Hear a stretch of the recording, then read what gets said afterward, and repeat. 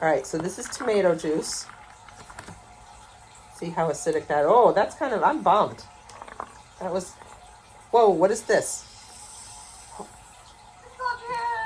That leaked. Pickle juice was big, but it got, it's like, for some reason, I think that balloon, whoa, oh.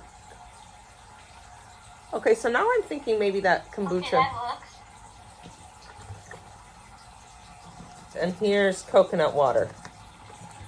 So coconut water is uninspiring. Let's see. So I'm surprised. I actually expected V8 to, there's like a tiny bit of air in there.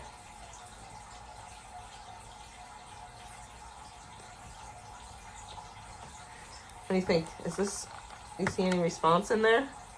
No. So I was disappointed because this, like, I think this balloon has a little pinhole in it or something, because I saw, did you see the puff of air come out here? Yeah, I saw something leak. Yeah, I saw it go psh. So I think that this lost air, and I think we would have seen more. But these two definitely have bubbles. So if you see bubbles, there's something in there that's a little soapy, or maybe a surfactant that allows bubbles to be made, right? The molecules that are kind of sticking together. So it looks like both pickle juice and kombucha have some kind of slight bubbling factor in them. I'm pretty bummed the coconut juice didn't really do much of anything. I was kind of expecting it. So I guess that tells us that coconut water is pretty neutral.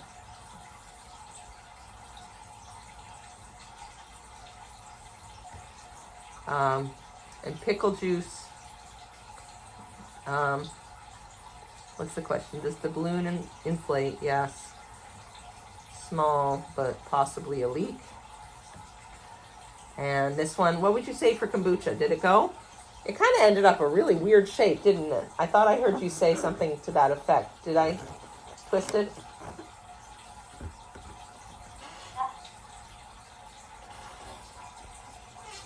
So the kombucha, yes, but, and so we had reactions here. So we had yes, yes,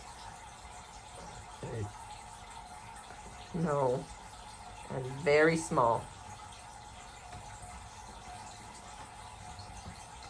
So what do you think? What did we learn here?